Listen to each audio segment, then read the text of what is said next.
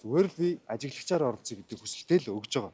Тэгээ өөр ажиглагчаар оролцох хүсэлтэй хүмүүс бол хүсэлтэй өгөөсэй гэж хүсэж байгаа. Яг тэр тийм эрхэн биднэрт байгаа шүү дээ. Татгалзах хэдэн шүүхэд байгаа. Гэхдээ бид нар яг үнэхээр энэ хүнийг яаж өгöd байгааг хармаар байна.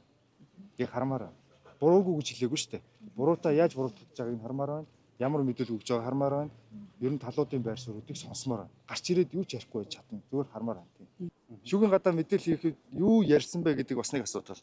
А нөгөө талаараа юу ч ярьсан байна тэрийг сонсоод шүүх нөлөөлөлд автна гэж байгаа бол энэ шүүхийн асуудал.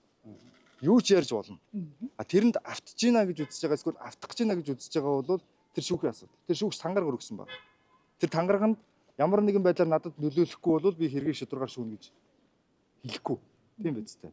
Би энийг шударгаар шүүнэ. Нүдэ боогоод бараг чихээ таглаад дийсээ бариад ингэ зогсож байгаа шүү дээ. Тийм. Тэгээ ингэ шүүнэ л гэж тангаргалж байгаа. Тийм учраас энэ шүүгүүд нөлөөлөх үйл ажиллагаа гэж алийг хэлэх юм гэдгийг бас ойлгох